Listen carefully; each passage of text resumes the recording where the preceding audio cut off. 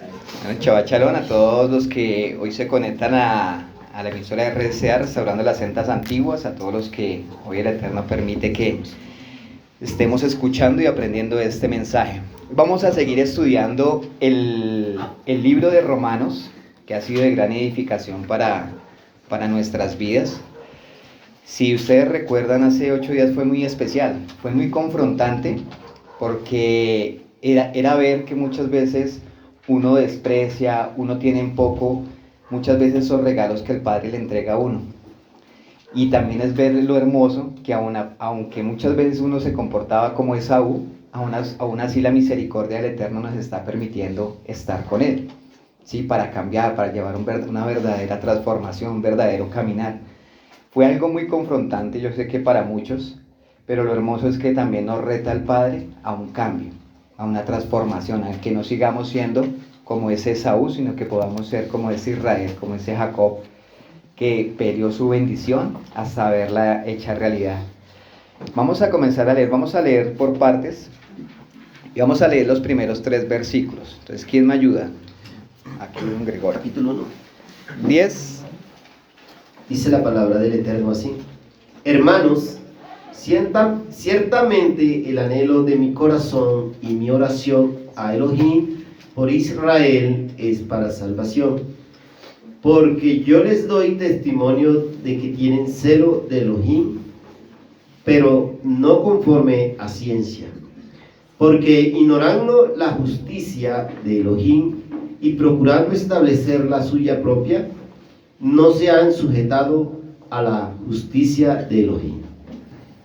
Bueno, aquí vemos otra vez, si ustedes recuerdan en el capítulo 9, Pablo comienza a levantar un clamor delante del Padre y dice: aún yo, Pablo, me gustaría ser maldito por causa de que ustedes se salvaran, con el propósito de que los de su sangre, los de su pueblo, lo que era Judá, lo que era esas tribus, retornaran y recibieran a Mashiach como lo que realmente era. Él decía: por mí fuera, si sirviera para algo, me haría maldito delante de Yahweh. Pero él sabía que aunque él se hiciera maldito, ellos mismos tenían que tomar la decisión para volverse al Eterno. Y aquí en Romanos 10 nuevamente levanta un clamor, diciendo: hermanos, el deseo de lo más profundo de mi corazón y oración a Yahweh por Israel es por su salvación. Entonces nuevamente vemos acá que Pablo está levantando ese clamor, está levantando delante del Padre esa intercesión para que el pueblo que se había separado nuevamente retornara a Él. Este amor, este dolor que él sentía, esa congoja que él estaba sintiendo por Israel, lo llevaba no a criticarlo. ¿Y por qué quiero tocar este punto? Y es porque normalmente cuando el Eterno lo saca a uno del sistema religioso, o muchas veces lo saca a uno del mundo, del Egipto que uno llama, del pecado, de lo malo que uno hacía, muchas veces uno, en vez de tener un corazón como el de Pablo, quiere interceder: Padre, ayúdalos a que salgan, ayúdalos a reaccionar, ¿sí? Lo que uno hace muchas veces es lo contrario, ¿cierto? Muchas veces uno antes los ayuda a hundir. Muchas veces uno lo que hace es criticar. Muchas veces uno ni siquiera muchas veces uno ora para que el Eterno le abra el entendimiento a ellos. En cambio, Pablo aquí decía: el amor que él sentía por sus hermanos los israelitas era tan grande que aún él prefería morir para que ellos fueran salvos. Y aquí decía: el anhelo de mi corazón es que ellos sean salvos. Este anhelo, este deseo, hace referencia a propósito. Deseo en el original significa propósito, y propósito en el significado griego es eudokia, que es una palabra compuesta.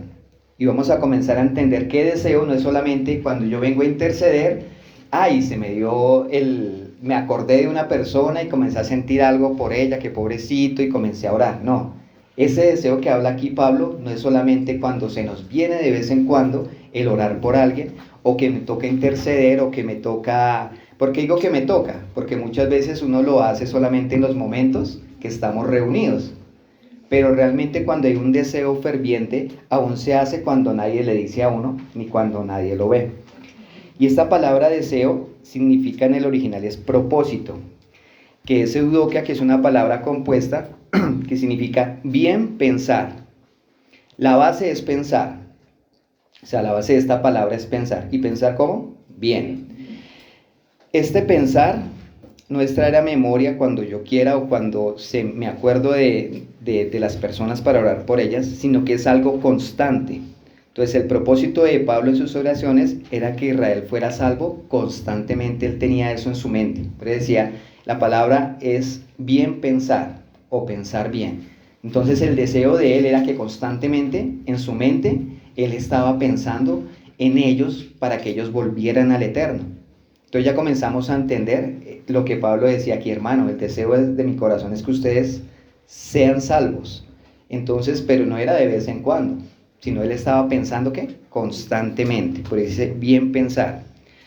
Cuando me dice que de mi corazón, sus anhelos eran genuinos, porque muchas veces uno, ¿qué hace? En la intercesión uno muchas veces ora por orar.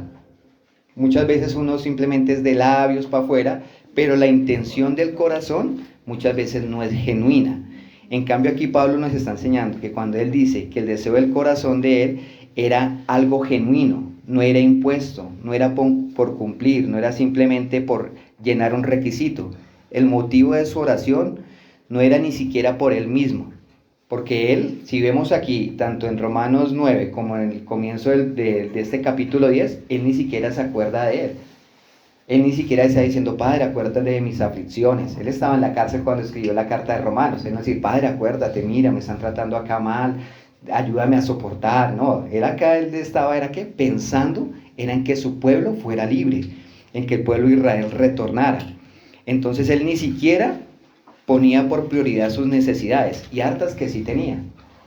Tenía necesidades y tenía pruebas, que aún y nosotros hemos pasado por eso, pero aún él dejaba eso de un lado por clamar por su pueblo.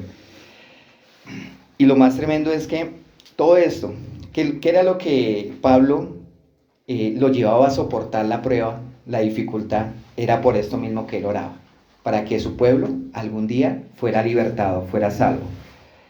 Entonces él tenía un propósito, por eso dice, hermanos, cambiémosle la palabra deseo por propósito. El propósito de lo más profundo de mi corazón en la oración hacia Yahweh es que Israel sea salvo.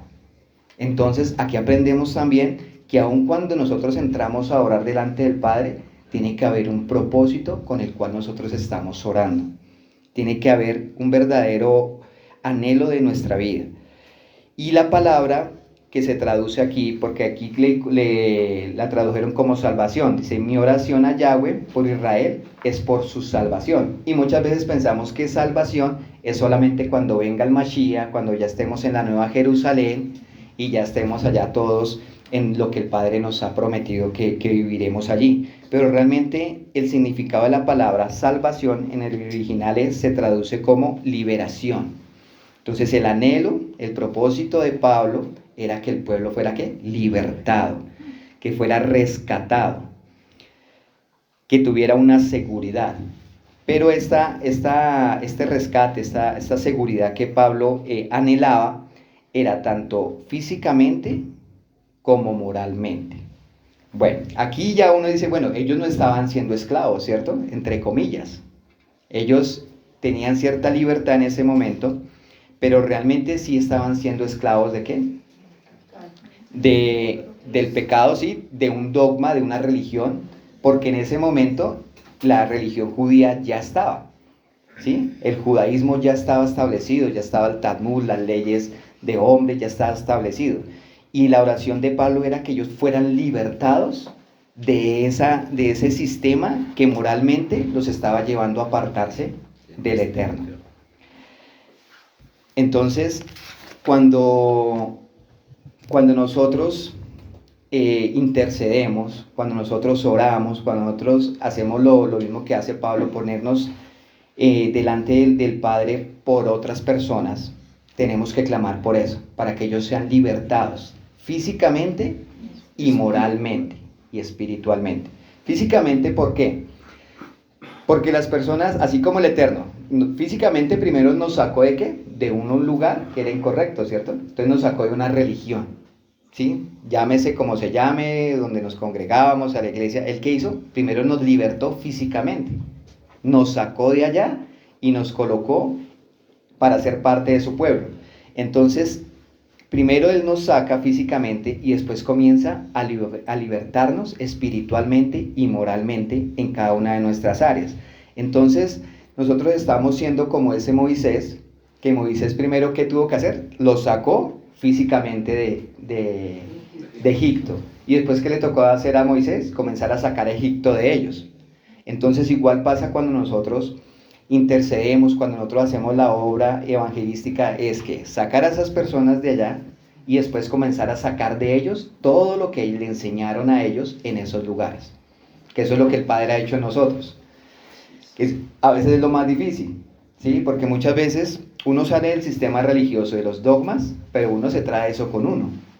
Pero también eso aún, el Padre comienza a sacarlo de nuestras vidas y tenemos que también tomar la decisión para dejar eso y ayudar a otros a que puedan dejar esos dogmas y dejar esas malas enseñanzas que en algún momento nos metieron en la cabeza y en el corazón y que nos creímos, porque por la misma inocencia muchas veces, cuando uno llega a un lugar incorrecto, uno se cree todo lo que le dicen. Y uno ignorantemente, uno se cree y se come eso como una verdad y anda muchos años en esa verdad, ya después sacarla no es imposible porque el Padre lo ha hecho con nosotros, pero no es de la noche a la mañana.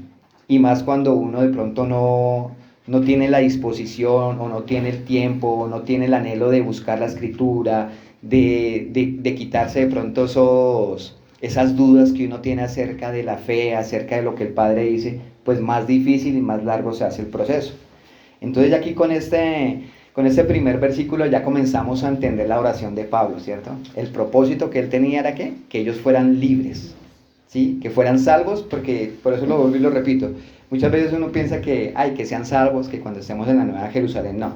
La salvación desde ahora la estamos comenzando a ganar y el Padre nos está comenzando a encaminar en ella.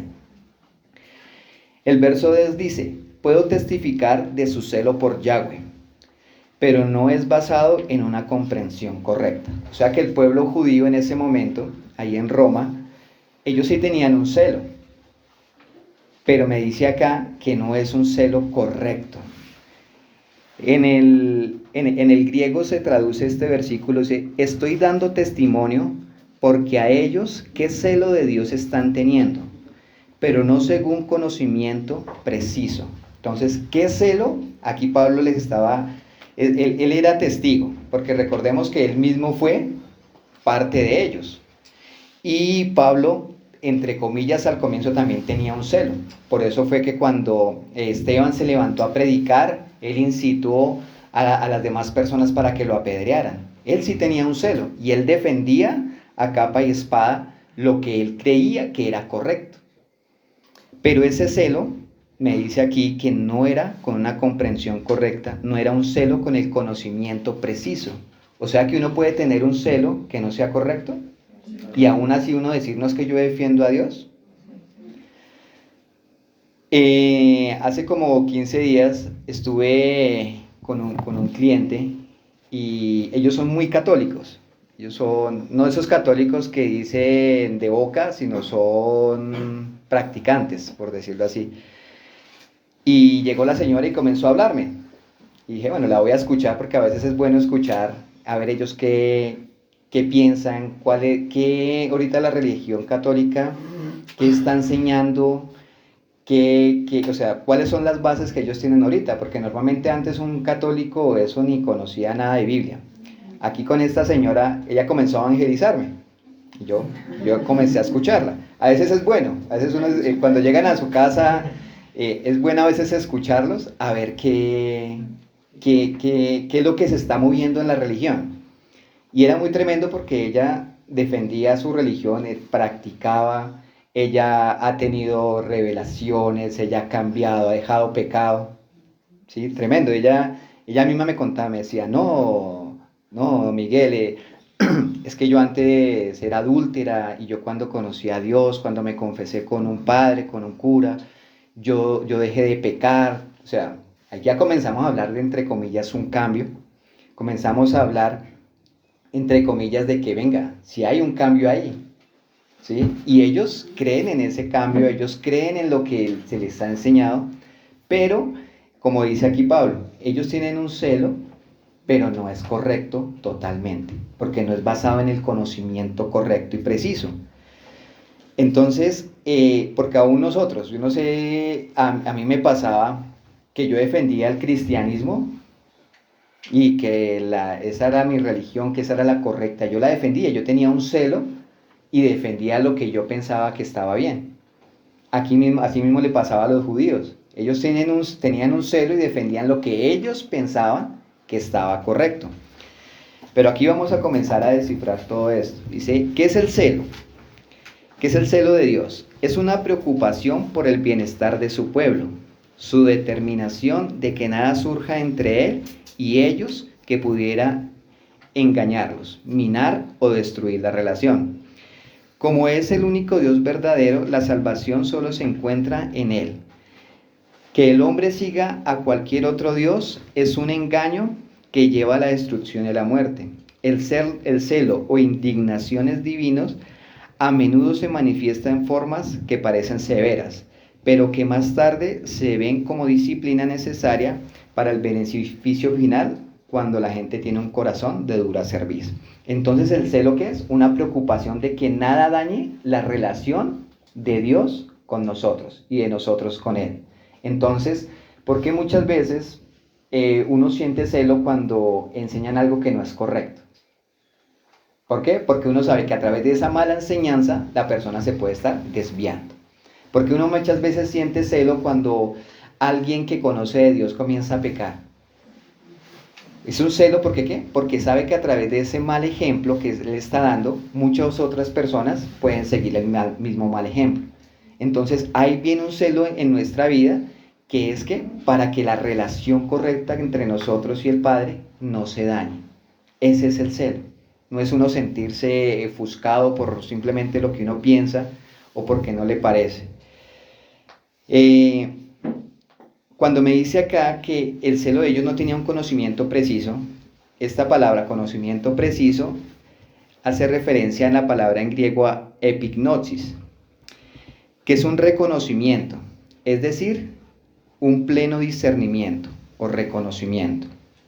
Entonces, cuando me habla de un pleno discernimiento, es que ellos discernían todo, o sea, no por partes, sino era ¿qué? Completo, pleno discernimiento, que viene también de otra palabra que es epiginosco, que es conocer sobre alguna cosa o alguien, es decir, reconocer, por implicación, familiarizarse por completo con reconocer, o sea, familiarizarse con completo con alguien y reconocer. Entonces, este pleno conocimiento hace referencia a una relación y algo completo, no puede ser a medias, ¿sí?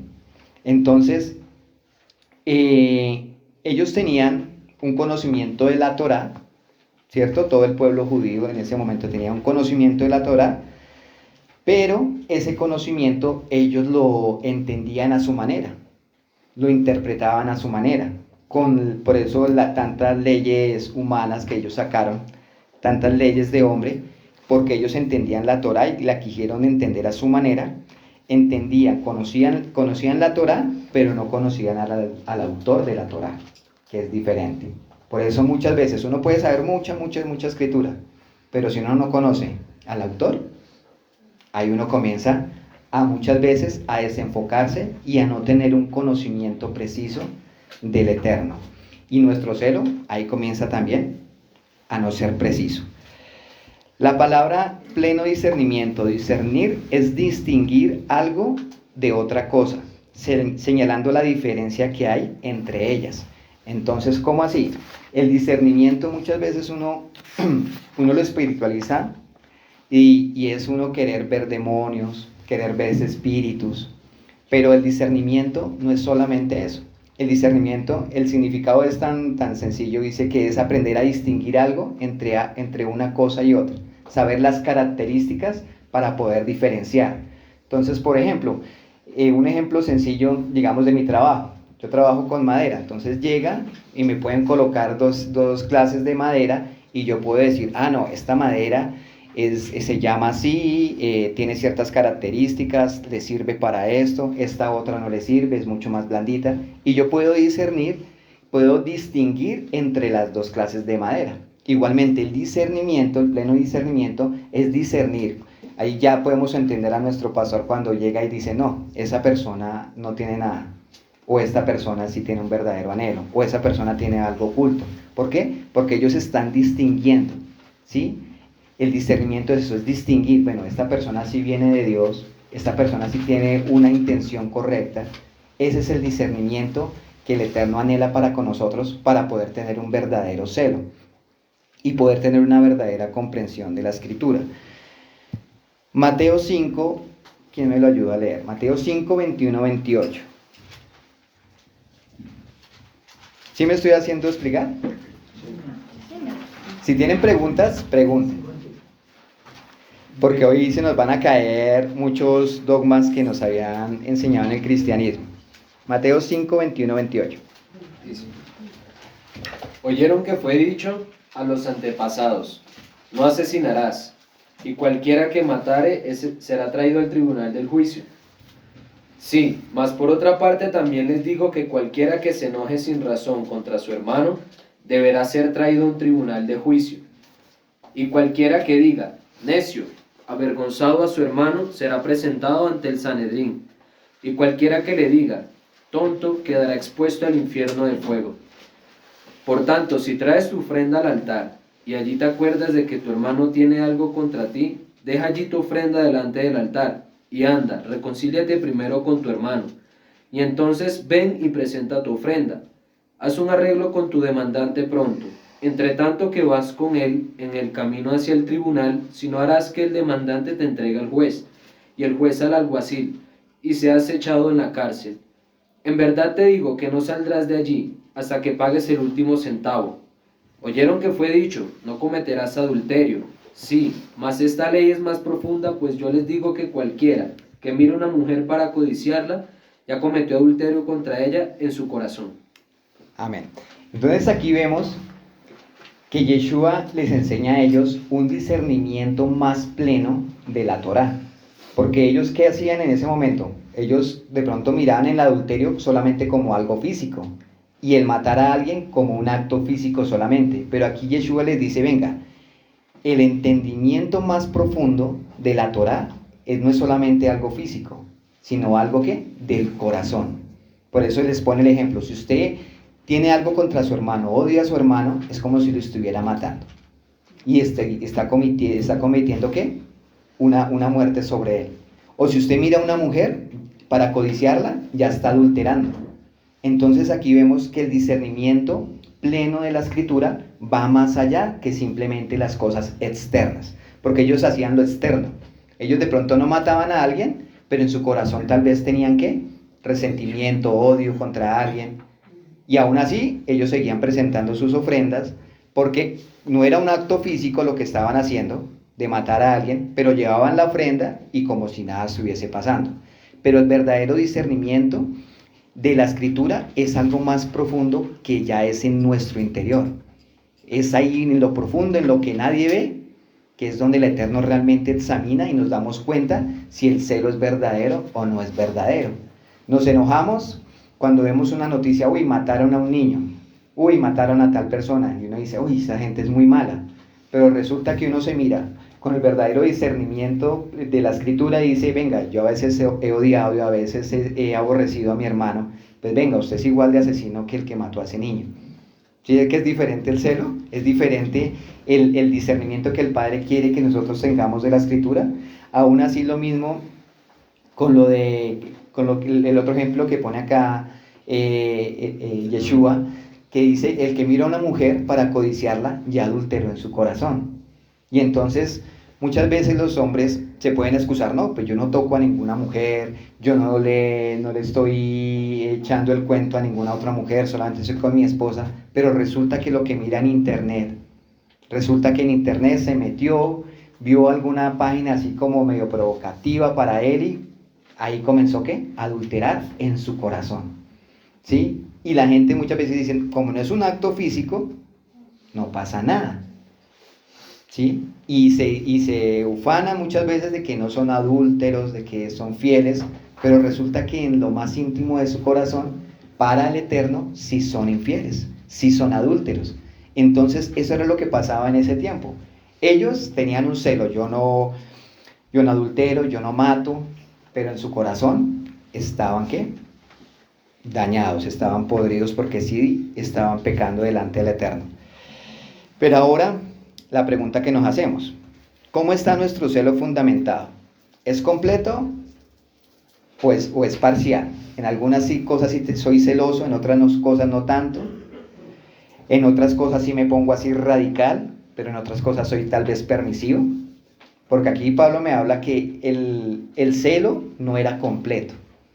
Entonces ahí es donde nosotros tenemos que evaluarnos. Si el celo que nosotros tenemos para que esa relación con el Padre no se dañe, no estorbe, ¿es completo o soy permisivo? Porque ahí es donde ya viene la otra parte.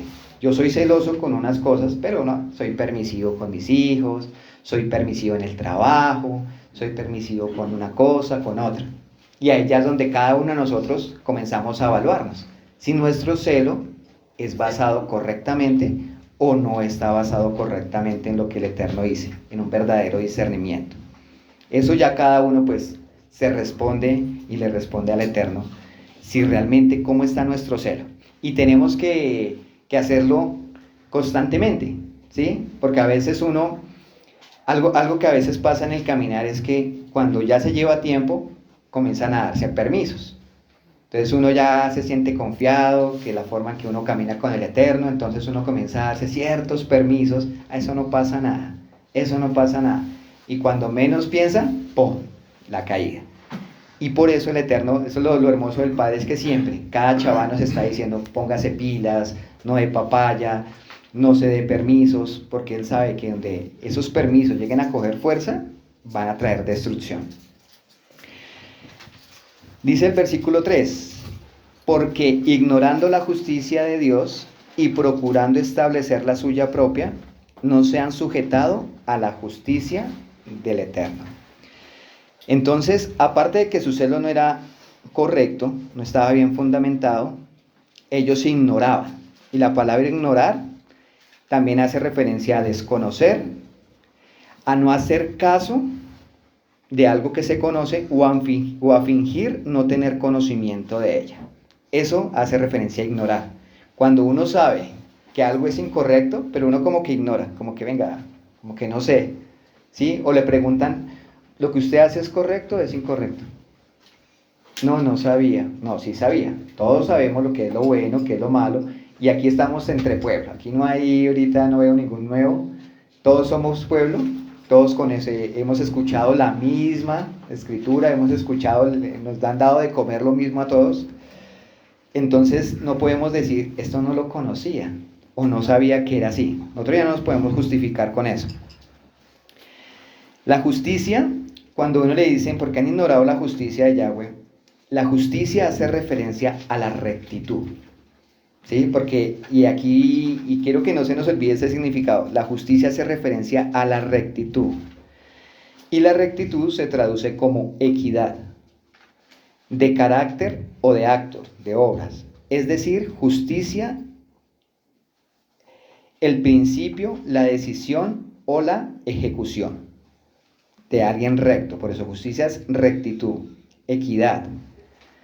La equidad es la cualidad que consiste en dar a cada uno lo que se merece en función de sus méritos o condiciones. Entonces, cuando decimos que nuestro Padre Yahweh es justo, estamos hablando que Él tiene equidad, que a cada uno le da conforme a sus méritos y a sus condiciones. ¿Sí? Él a cada uno le da lo que se merece. No se nos olvide esto, porque ya ahorita lo que viene después del versículo 4 acá, lo han tomado y eso se ha formado un dogma en la religión para decir que cualquiera puede ser justificado. El celo de ellos no era correcto porque ignoraban la rectitud de Yahweh. ¿Sí es? Ya comenzamos a unir cada versículo. Ellos ignoraban que la rectitud de Yahweh y establecían su propia rectitud. Pertinente esta propia rectitud, porque ellos acá dicen, y procuraban establecer la suya propia, o sea, su propia ¿qué? Justicia, su propia rectitud. Y muchas veces uno cae en ese error. Uno cómo sabe que está estableciendo su propia rectitud. Cuando uno comienza a cuestionar, cuando uno comienza a decir, yo pienso por encima de lo que el Eterno dice. Es que el Eterno dice tal y tal cosa. Ah, no, pero yo pienso, yo creo, Midrash personal. los midrash personal, que más que un midrash es querer imponer su propia justicia, su propia rectitud por encima que la del Eterno. Entonces ahí es donde tenemos que tener cuidado nosotros. Es que yo pienso, yo creo, las cosas se deberían hacer así, ¿por qué no se hacen así de tal forma? Cuando uno está pasando por encima de lo que el Padre ha establecido en la Escritura. ¿Por qué no hacemos las cosas más bien de este modo? ¿El cristianismo qué hace? El cristianismo en medio de sus servicios, de sus cultos, ellos no han tenido un celo correcto, sino que ellos han decidido, a mí me parece que para llamar a los jóvenes voy a colocar luces, voy a colocar una cámara de humo para atraerlos, ¿sí? Y ellos comienzan a imponer su propia rectitud, entre comillas, para llamar a los jóvenes. Pero si no hay una rectitud correcta, pues el Eterno no va a estar ahí. O sea que, una pregunta. Una persona, tú dices que el celo va de acuerdo al entendimiento y la revelación que el Padre entrega en la intimidad de una persona, ¿no? Porque ellos conocían mucho, pero eso no quiere decir que tenían entendimiento y revelación, por eso no tenían un buen celo, ¿no? Sí, pero también era porque ellos siempre quisieron establecer lo suyo. Por eso, porque ellos sí conocían Torá, ellos sí conocían qué era lo bueno, qué era lo malo, pero aún por encima de la Escritura, ellos establecían sus leyes judaicas y sus leyes talmúdicas y todo eso. Entonces, porque muchas veces uno se puede entonces, una persona puede decir, no, pues como yo no he entendido correctamente la Escritura, entonces yo puedo hacer esto, ¿sí? Muchas veces uno no entiende la Escritura, es porque uno no se toma el tiempo, el corazón para buscar del Padre y Padre, ayúdame a entender. Y no es que uno no entienda, ahorita más tarde, aquí más adelante lo vamos a ver, porque dice la Escritura, porque el mandamiento no está allá en el cielo tan lejos como para que no lo puedan entender, sino está cerca de ustedes para poderlo entender y practicar. Entonces, el verdadero celo va relacionado también con la relación que uno tiene con el Padre. Porque una persona que no ora, que no intercede, que no hace nada por menguar a su carne, pues es una persona que uno ve con menos, entre comillas, celo, por decirlo así. O sea, es una persona que es más permisiva. Pero los que están ahí metidos con el Padre, en ayuno, intercesión, buscándolo constantemente, esa persona es más celosa. Por eso los profetas eran más celosos que aún el resto de los sacerdotes, el resto del pueblo, porque los profetas estaban con una intimidad cada día mayor con el Padre, que Él les hablaba, ellos entendían y ponían en práctica. También algo que pasa para uno no tener un celo correcto es cuando el Eterno le habla a uno y uno no practica. Entonces uno puede saber mucho, pero si practica poco, pues se vuelve permisivo. Porque si no lo practico yo, ¿cómo se lo voy a exigir al que está a mi lado? Y así yo conozca, puedo saber mucho, pero si yo no practico, no le puedo enseñar a los que están a mi lado. El verso 4 me dice, porque el fin de la ley es Yeshua, para justicia a todo aquel que cree. Entonces, aquí ya comenzamos, y de aquí al versículo 14, es lo que utiliza, es una de las bases del cristianismo para llevar y hacerle entender a la gente que con una simple oración ellos son salvos y ellos ya tienen derecho al reino del Eterno. Aquí en este versículo 4 dice, porque el fin de la ley es Yeshua. Muchas veces la gente piensa que el fin, o sea, que en Yeshua ya la ley acabó. O sea, ese es el fin y ahí terminó la ley con Yeshua, y que ahora la justicia es a través de creer solamente en Yeshua y ya, y la ley quedó atrás. Pero esta palabra fin se traduce en el griego como telos. ¿Por qué estoy hablando tanto del griego? Porque el Nuevo Testamento se escribió en griego. Entonces, telos hace referencia propiamente el punto al que se apunta como límite, meta o propósito. Entonces, si cambiamos esta palabra fin con propósito o meta, entonces podemos decir, porque la meta o el propósito de la ley era Yeshua. O sea, toda la ley apuntaba ¿a quién? A Yeshua. Sí, él era el propósito, él era la meta. Todos los profetas, desde Moisés, todos hablaron ¿de qué? De Yeshua. Otra versión dice, porque la meta a la que el Tanaj apunta es el Mashiach, quien ofrece justificación, o sea, rectitud, a todos los que en él confían. Y vamos a buscar Santiago 5:11 para entender más ese significado de la palabra fin, de que no hace referencia a que ahí terminó, sino a un propósito. Santiago 5:11. He aquí tenemos por bienaventurados a los que sufren. Habéis oído de la paciencia de Job y habéis visto el fin del Adón. Sí. El Adón es muy misericordioso y compasivo. Sí, han visto el fin del Adón, o sea, el propósito de la prueba que estaba pasando Job. ¿Sí ves? Entonces la palabra fin aquí no hace referencia a que algo termina, sino que es un propósito. Entonces cuando ustedes le digan, no, es que cuando le saquen este versículo, cuando ustedes están evangelizando a alguien, enseñándole, dicen, no, pero es que aquí me dice que el fin de la ley es Cristo, es Yeshua, para ellos Cristo. Entonces aquí ya usted puede decir, es que esa palabra fin hace referencia a propósito. El propósito de la ley era Yeshua.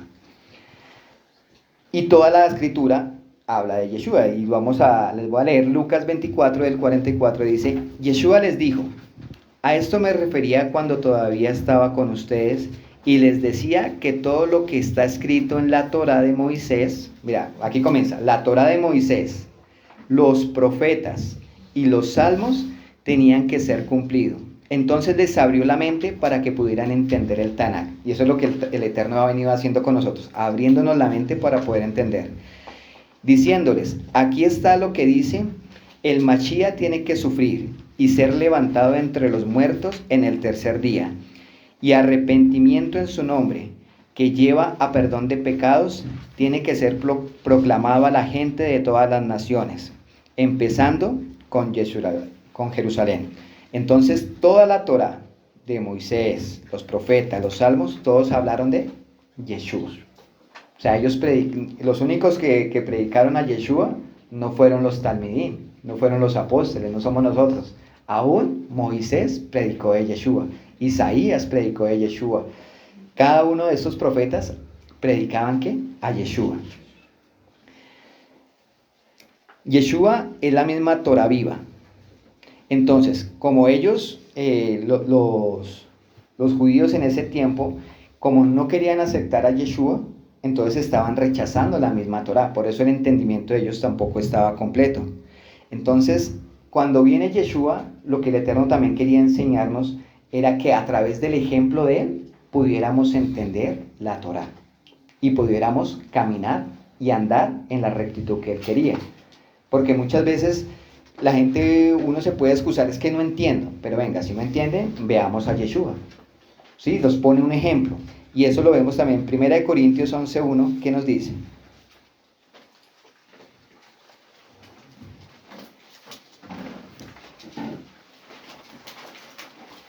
Os alabo, hermanos, porque en todo os acordáis de mí y retenéis las instrucciones tal como os las entregué.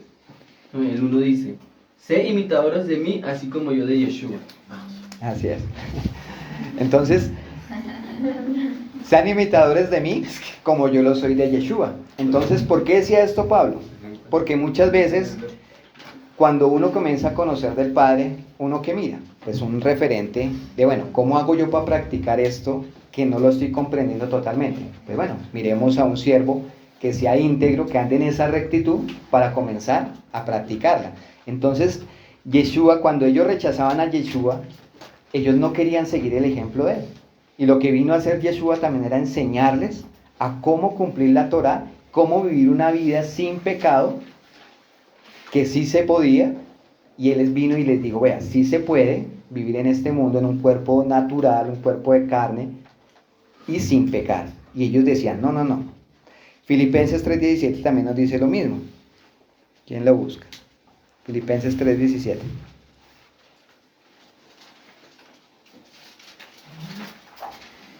Entonces, ¿qué? Hermanos, 3:17. Sí. hermanos, sed imitadores de mí y mirad a los que así se conducen según el ejemplo que tenéis en nosotros. Amén. ¿Sí ves? Entonces, aún ver a una persona y ponerla por ejemplo para seguir no está mal. Y así uno comienza también a aprender a practicar. ¿Qué hacen nuestros hijos chiquiticos? Lo que hace el papá, lo hacen los niños. Entonces, si el papá es grosero, pues los niños son groseros. ¿Sí? Entonces, el ejemplo, también a través del ejemplo, aprendemos a conocer cómo se debe caminar y cómo se debe tener un celo verdadero en la Torá. Dice, sin embargo, Yeshua ya cumplió el propósito por el cual se entregó la ley. Como resultado, todos los que creen en Él son hechos justos a los ojos de Dios. Esa es otra versión del versículo 4. Sin embargo, Yeshua ya cumplió el propósito por el cual se entregó la ley. Como resultado, todos los que creen en Él son hechos justos a los ojos de Dios. A todo aquel que cree en Yeshua y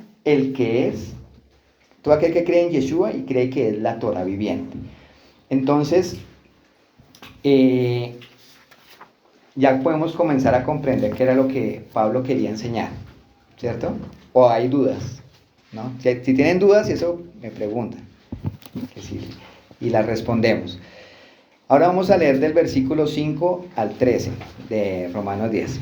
Y les voy a leer en esta versión, dice, porque la justicia, ¿ya sabemos qué es justicia? ¿Qué es? Rectitud, equidad, ¿sí? Dar a cada quien lo que se merece. Porque la justicia, que es por la ley de Moisés, escribe así, el hombre que haga estas cosas vivirá por ellas, pero la justicia, que es por la fe, dice así. Entonces aquí me está hablando que la justicia que a través de la ley de Moisés, y aquí me habla de la justicia que es por la fe, o sea, la rectitud. De la fe dice así, no digas en tu corazón, ¿quién subirá al cielo? Esto es para traer abajo a Yeshua. ¿O quién descenderá al abismo? Esto es para hacer subir a Yeshua de entre los muertos. Mas, ¿qué dice? Cerca de ti está la palabra en tu boca y en tu corazón.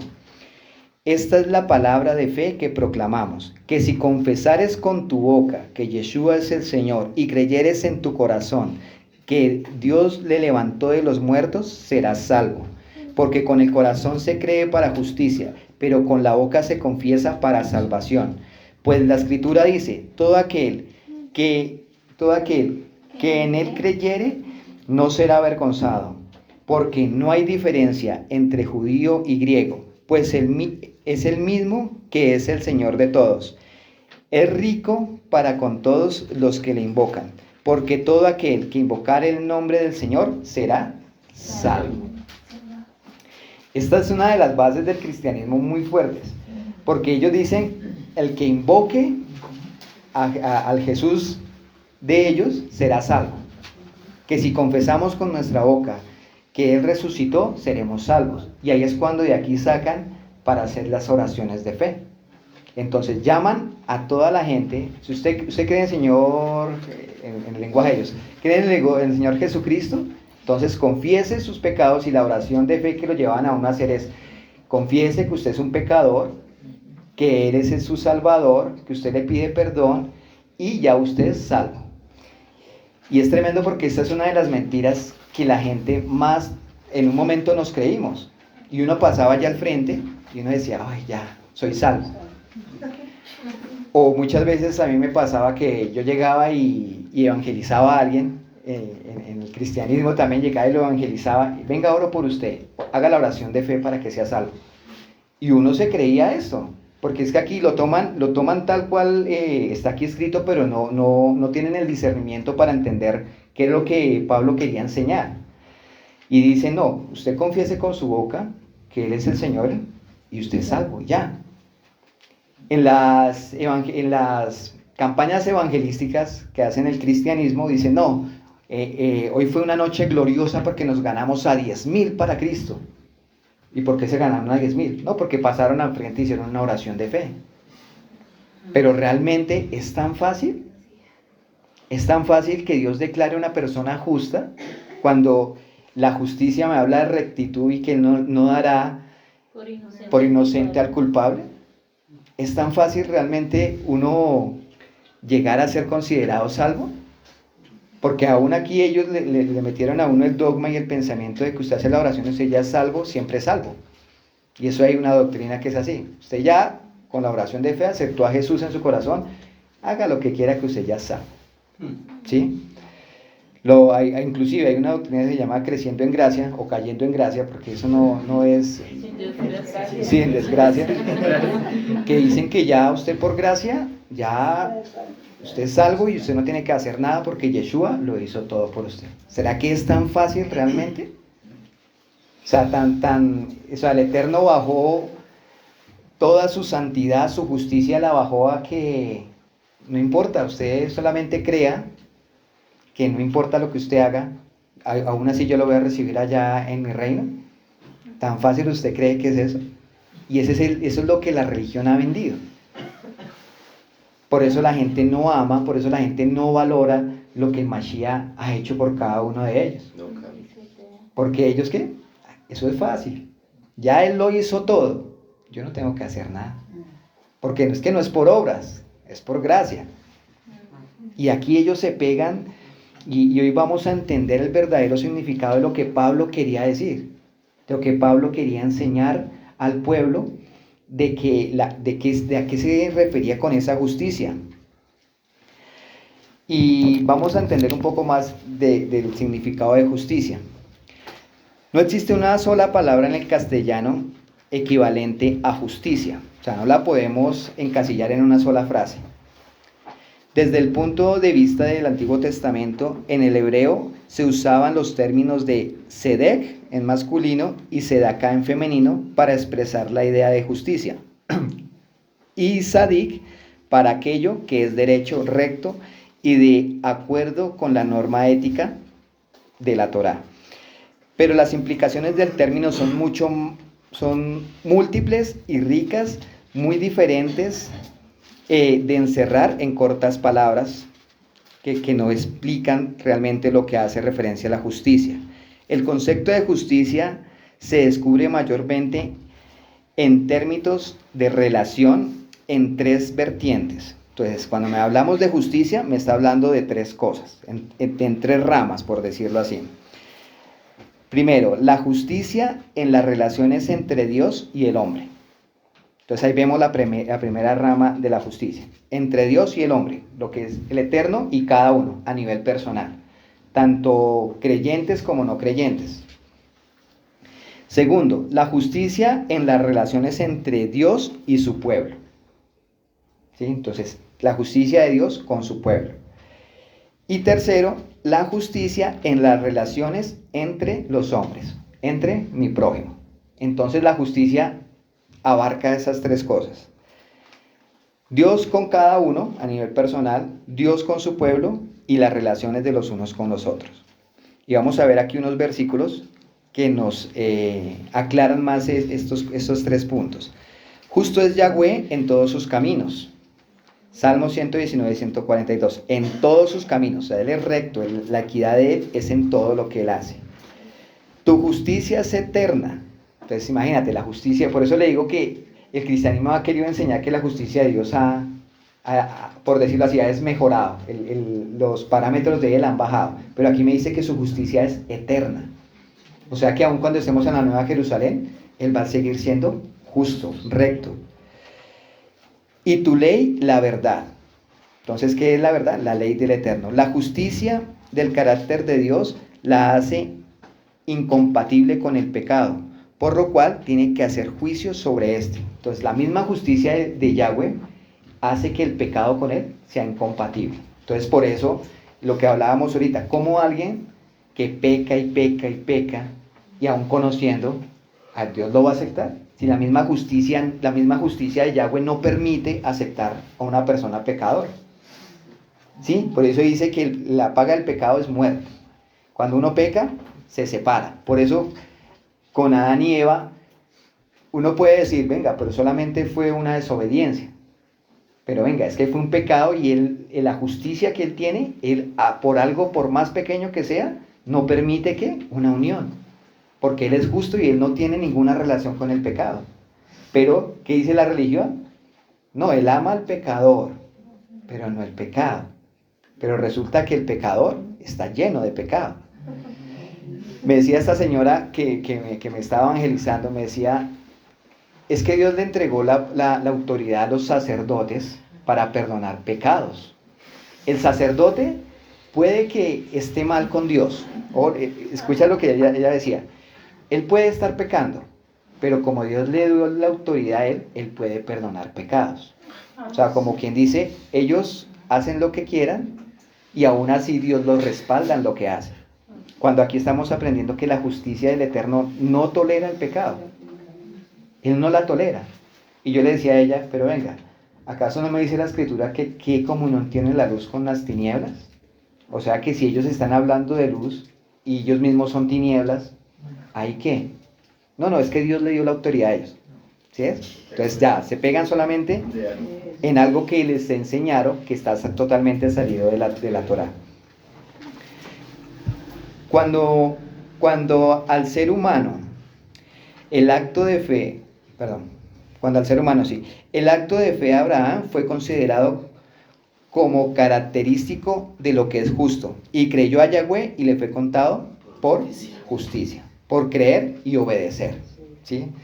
Levítico 19:15 dice, no harás injusticia en el juicio, ni favoreciendo al pobre, ni complaciendo al grande. Con justicia juzgarás a tu prójimo. ¿Sí ves? Y aquí vamos a ver muchos versículos donde el Eterno habla sobre justicia, rectitud.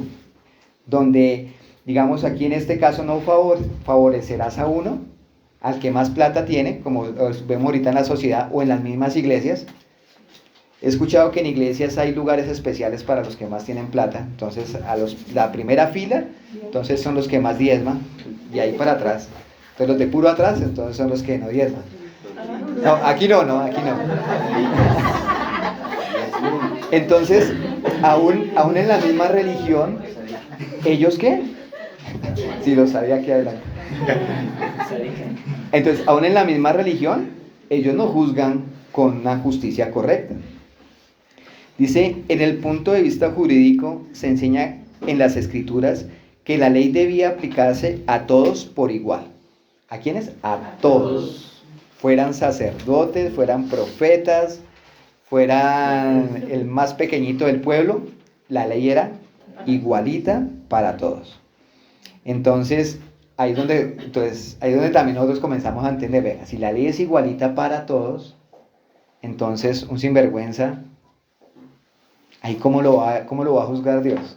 Con la misma igualdad que juzga a una persona que se ha guardado en santidad y en rectitud.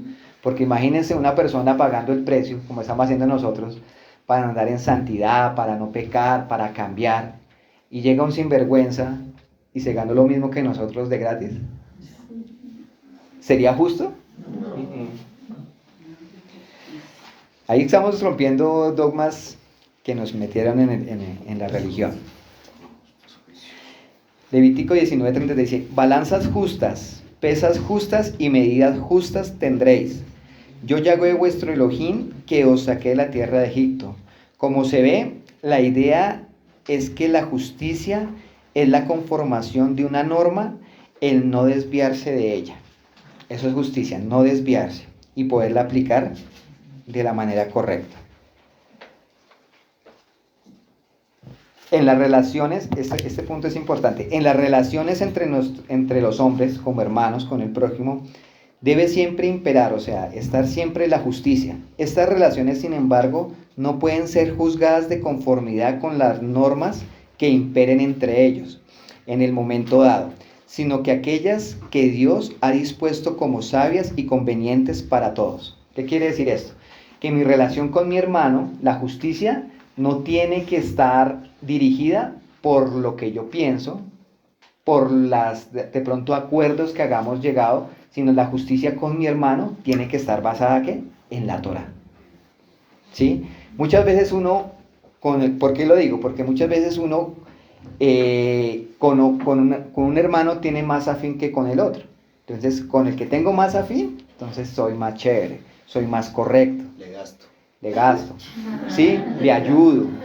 Pero con el que no tengo mucho afín, entonces la justicia con él cambia, la rectitud con esa persona cambia. Entonces, ay, no le ayudo tanto, veo que está en necesidad, pero como ese es así, ¿yo para qué le voy a ayudar? Se lo merece. ¿Pasa? Pasa. Pero aquí lo que me dice la escritura es que la justicia, la rectitud con mi hermano no puede estar basada en lo que yo creo o pienso o en el sentimiento que yo tengo. Porque entonces soy justo con mis hijos o muchas veces soy más justo con los de afuera y en la casa soy permisivo. O viceversa, a mis hijos mucho amor y a los de afuera duro. La justicia tiene que ser ¿qué? Tiene que ser equilibrada, tiene que tener, como dice acá, una balanza justa, tanto sea familia de sangre o no lo sea, tiene que ser ¿qué? Una justicia basada en la Torá, en la escritura, no en los sentimientos.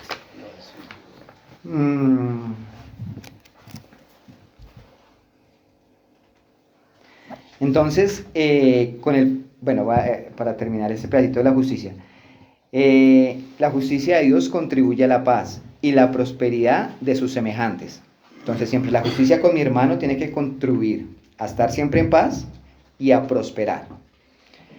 Cuando me hablo de prosperar, no estoy hablando de plata, sino prosperar en la relación con la persona, en el amor, en la sinceridad, en la ayuda. Siempre debe establecerse una íntima relación entre el servir a Dios y el trato que tenemos con los hombres. Discernir la diferencia entre el justo y el malo, entre el que le sirve a Dios y el que no le sirve. Esto está en Amos 5:24. Pero corra el juicio como las aguas y la justicia como impetuoso arroyo. Entonces, la justicia tiene que verse en todo. Para aclarar,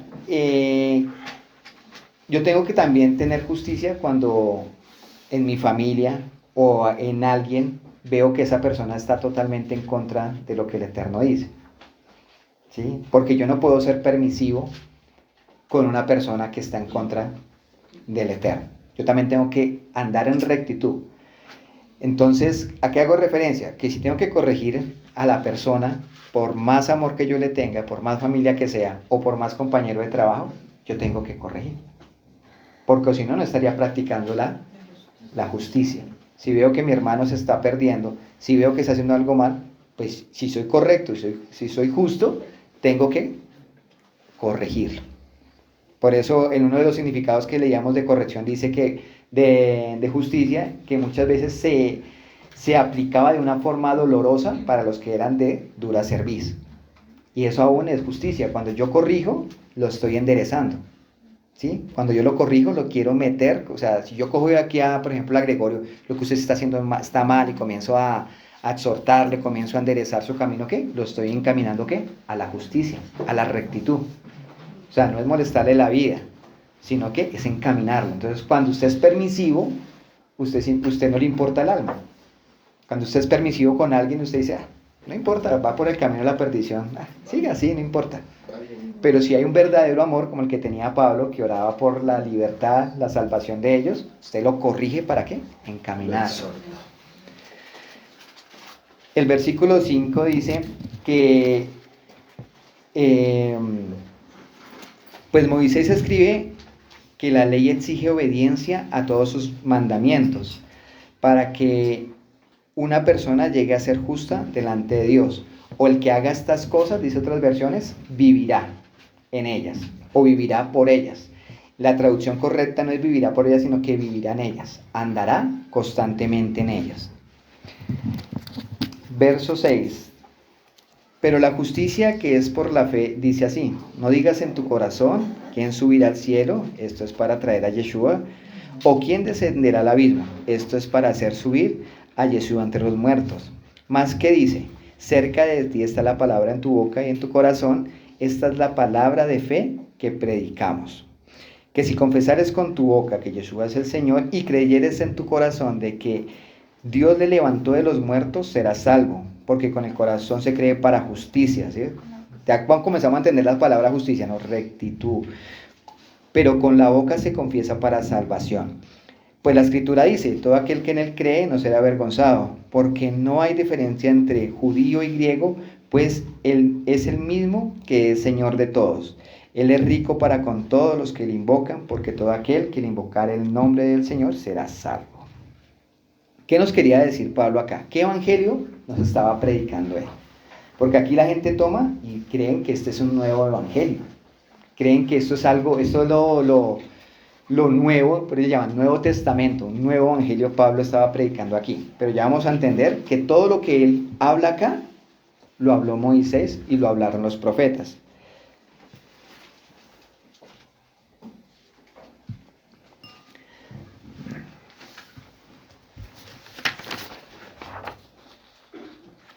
Vamos a Deuteronomio 30. Y vamos a leerlos del verso 1. Y vamos a entender que lo que Pablo predicaba era Torá. No era un Nuevo Testamento. Él predicaba Torá y predicaba profetas. Deuteronomio 30. El 1. Desde el 1, sí señor. En adelante. Sucederá que cuando hubiere venido sobre ti todas estas cosas, la bendición y la maldición que he puesto delante de ti, y te arrepintieres. Entonces vamos a ir tomando apuntes de este capítulo 30 para entender lo que Pablo les quería enseñar a los romanos. Dice que cuando viniere la maldición y la bendición, y dice hay una palabra importante, y te arrepintieres. ¿Qué es arrepentimiento? Cambiar. Techubá, ¿cierto? Techubá, Reconocer, sí. dar la espalda al pecado y no cometerlo más. Lo que le decía Yeshua cuando sanaba a alguien. Levántate, eres sano, tus pecados te son perdonados, vete y no. Eso es arrepentimiento. No pecar más. Ahí es cuando uno dice, esa persona sí se arrepintió. Cuando peca y peca, ¿se arrepintió? No, está todavía ahí esclavo del pecado. Entonces, y te arrepintieres. En medio de todas las naciones a donde te hubiere arrojado Yahweh tu Elohim, y te convirtieres a Yahweh tu Elohim y obedecieres a su voz, conforme a todo lo que yo te mando hoy, tú y tus hijos, con todo tu corazón y con toda tu alma. Entonces, otros dos puntos acá. Y te convirtieres. ¿Sí? Entonces, ahí es cuando viene, cuando la persona hace una oración de fe. En la oración de fe, entre comillas, hay un arrepentimiento de labios. Pero falta otra parte que es la conversión. Dice, y te convirtieres. ¿Sí? O sea, no puedes seguir igual. Te arrepientes, pero te conviertes. O sea, comienza usted a andar en la justicia del Eterno. Y aquí me dice, con todo tu corazón y con toda tu alma. ¿Sí? Entonces aquí me está diciendo que es con el corazón y con toda tu alma la conversión que debe haber. O sea, tiene que ser de lo más profundo de nuestro ser, con toda, cuando me habla de alma hace referencia a la sangre, a emociones, sentimientos, a todo. Conviértase todo, no por pedazos, no por partes. Pero también le dice de la familia. Y la familia también se menciona ahí. Entonces, no solamente es uno, sino que también uno, porque si se convierte uno, el propósito de ese uno es ayudar a convertir a la familia. O sea que si aún no he ayudado a mi familia a cambiar, a mis hijos, a los parientes más cercanos, también tengo esa responsabilidad. Entonces, ya vemos 4 puntos ahí, ¿no? Te arrepintieres, te convirtieres con todo tu corazón y con toda tu alma. Sigue, don Gregorio. 3. Entonces Yahweh hará volver a tus cautivos y tendrá misericordia de ti. Ahí. Y mira el primero lo que le dice. Arrepiéntase, conviértase con todo su corazón y su alma y tendré misericordia de usted. O sea que una persona que no se ha arrepentido, que sigue en su pecado, que no quiere cambiar, ¿Tiene misericordia del Eterno? Y aquí es claro, lo que pasa es que muchas veces uno lo lee y pasa rápido, pero dice, arrepiéntase, conviértase y tendré misericordia de ti. O sea que si no hay arrepentimiento y conversión, No hay misericordia. no podemos alcanzar misericordia. ¿Y el cristianismo qué enseña? No, que Dios tiene misericordia de todo el mundo. Por el hecho de que uno no se muera, no significa, con que uno no se muera, digamos, físicamente, no significa es que Dios tiene misericordia para que usted cambie. Tal vez ya ni el Eterno se acuerda de esas personas. Y de ti volveré A recogerte de entre todos los pueblos a donde te hubiere esparcido Yahweh tu Elohim.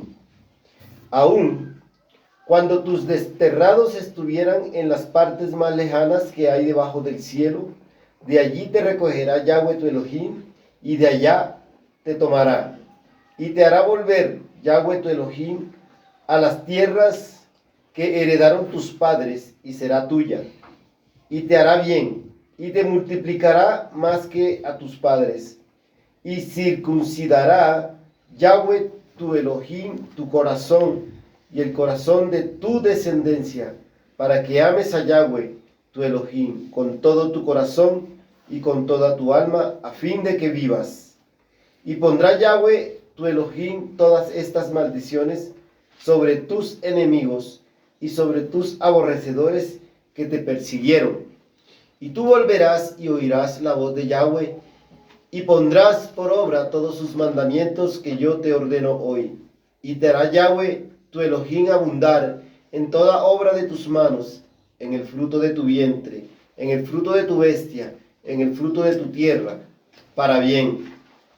Porque Yahweh volverá a gozarse sobre ti para bien, de la manera que se gozó sobre tus padres, cuando obedecieres a la voz de Yahweh tu Elohim, para guardar sus mandamientos y sus estatutos escritos en este libro de la ley, cuando te convirtieres a Yahweh tu Elohim con todo tu corazón y con toda tu alma. Entonces aquí vuelve y repite otra vez, te convirtieres. Y todas estas bendiciones que Él les dice acá, que los va otra vez, les va a volver a entregar, es por haberse ellos convertido. Y lo más tremendo es que aquí Moisés ya estaba predicando sobre la circuncisión del corazón. O sea que no es nada nuevo que Pablo predicó sobre la circuncisión del corazón. Por eso les digo, Pablo predicaba a Moisés, predicaba Torá. Y aquí me está hablando de la circuncisión del corazón. Entonces por eso Pablo cuando en todas sus cartas también le daba duro a la secta de la circuncisión, porque ellos hacían ¿qué? Las cosas externas. Por eso el discernimiento que ellos tenían de la escritura, el entendimiento no era correcto. Y ahora sí el verso 11. Porque este mandamiento que yo te ordeno hoy no es demasiado difícil para ti, ni está lejos. No está en el cielo para que digas, ¿quién subirá por nosotros al cielo? ¿Sí ves? Aquí, mira lo que dijo Moisés. Y es lo mismo que Pablo está repitiendo en Romanos 10. ¿Sí? Entonces, si Pablo está repitiendo este mismo texto en Romanos, tiene el mismo contexto de todo Deuteronomio 30. Porque Pablo no estaba sacando un texto, dos versículos, fuera de todo el contexto que me hablaba Deuteronomio. Entonces, por eso, cuando Pablo comienza a hablar acá de que la justicia ya no era por la ley de Moisés, sino que era por la fe, y comienza a declarar estos versículos aquí desde el 11. Porque este mandamiento que yo te ordeno hoy no es demasiado difícil para ti, ni está lejos. Y muchas veces uno que dice, no, es que cumplir la Torah, cumplir mandamientos es difícil. Pero aquí mira lo que me dice. Y eso que en este tiempo de Moisés no estaba el Ruaj sobre las personas. Mas nosotros tenemos esa ayuda ahora, que está el Ruaj sobre nosotros. Porque este mandamiento no es difícil para ti, ni está lejos. No está en el cielo, para que digas, ¿quién subirá por nosotros al cielo y nos lo traerá y nos lo hará oír para que lo cumplamos? Pero ¿será que está en el cielo? Si recordamos, el mandamiento ya bajó, la Torá bajó. En el monte Sinaí, la Torá, todos los mandamientos bajaron. Y cuando vino el Mashiach, pudimos entender que la Torá viviente también nos enseña a cómo cumplirlo. O sea que ninguno puede decir, es que esto es difícil de dejar, esto es complicado. No, porque el Eterno no nos va a poner un mandamiento que sea gravoso, que no podamos cumplir. Dice, ni está al otro lado del mar, para que digas, ¿quién pasará por nosotros al mar para que nos lo traiga y nos lo haga oír? A fin de que lo cumplamos, porque cerca de ti está la palabra. ¿Sí es? Las mismas palabras que Pablo nos está enseñando en Romanos. Porque muy cerca de ti está la palabra, en tu boca y en tu corazón, para que la cumplas. Ahí está la clave, para que la cumplas. Mira, yo he puesto delante de ti hoy la vida y el bien, la muerte y el mal, porque yo te mando hoy que ames a Yahweh tu Elohim, que andes en sus caminos y guardes sus mandamientos, sus estatutos y sus decretos, para que vivas y seas multiplicado, y Yahweh tu Dios te bendiga en la tierra a la cual entrares para tomar posesión de ella. Entonces aquí, ¿sí ves? Todo el contexto de Deuteronomio me está hablando de ¿qué? De obediencia a la Torá. O sea, no es de gratis, como la religión nos ha querido enseñar. Mas si tu corazón se apartase y no oyeres, y te dejares extraviar y te inclinares a dioses ajenos y les sirvieses, yo os protesto hoy que de cierto pereceréis. No prolongaréis vuestros días sobre la tierra a donde vais pasando el Jordán para entrar en la posesión de ella. A los cielos y a la tierra llamo por testigos hoy contra vosotros, que os he puesto delante la vida y la muerte, la bendición y la maldición. Escoge pues la vida, para que vivas tú y tu descendencia, amando a Yahweh tu Elohim, atendiendo a su voz y siguiéndole a él, porque él es la vida para ti y prolongación de tus días, a fin de que habites sobre la tierra que juró Yahweh a tus padres, Abraham, Isaac y Jacob, que les había de dar. Entonces, no es tan fácil como una simple oración de fe. Usted creyó que Él es su Salvador y siga en su caminar. Porque aquí mismo dice, si usted se aparta, o sea, después de que la ha aceptado y se aparta, no crea que voy a tener misericordia de usted. ¿Sí? Aquí lo está diciendo. Dice, porque pongo la vida, el camino de la vida y de la muerte. Escoja. ¿Sí? O sea que no es simplemente por una oración. Me habla de ¿qué? De una obra, de hacer algo, de un acto, de decisiones. Por eso es libre albedrío. Ya tenemos nuestro Salvador. Porque muchas veces lo que hizo Yeshua por nosotros nos dio fue una oportunidad para estar en el caminar verdadero. Cuando Él muere, Él nos redime. Perdona nuestros pecados pasados, dice la Escritura. Él perdona nuestros pecados pasados. Cuando llegamos al Mashiach, llega y borra todo. Y comenzamos un nuevo caminar. De ahí en adelante, ahí es donde yo tengo que decidir si hago lo bueno o hago lo malo. Si hago lo malo, pues no voy a tener recompensa. Así Yeshua me haya perdonado muchos pecados pasados. Pero si vuelvo y transgrego, vuelvo y peco, y si no me arrepiento y no me convierto, pues no voy a tener una salvación. Porque por eso Él no dará por inocente al Culpable.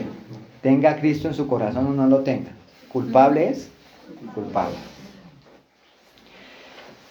Proverbios 28:13 dice que el que encubre, Su pecado ¿qué pasa al que encubre el no pecado? prosperará, pero el que los confiesa y se aparta alcanzará misericordia. Misericordia. Entonces la misericordia es para el que confiesa y se aparta. Cuando me dice que la palabra está cerca, en tu boca y en tu corazón,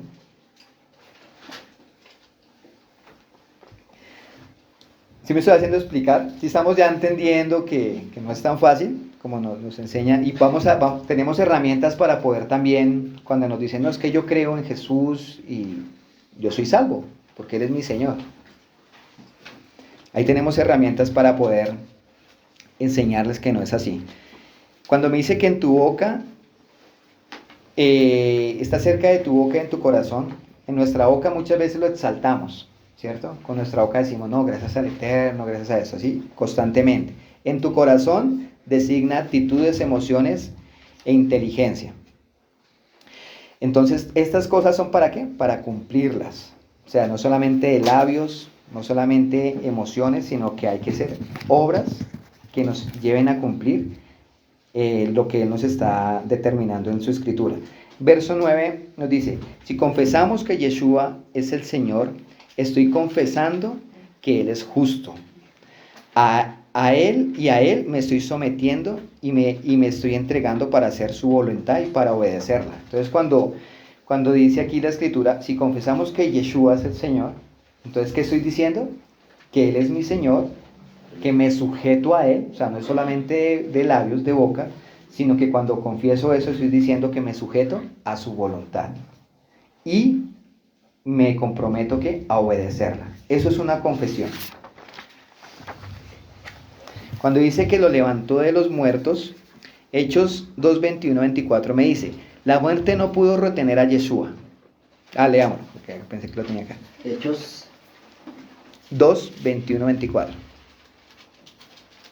Entonces ya entendemos lo que significa confesar, ¿no? O sea, confesar no es solamente hablar, decir, sino, digamos, yo confieso que Ingrid es mi esposa, ¿sí? Pero, ¿cómo se ve que yo soy esposo de ella?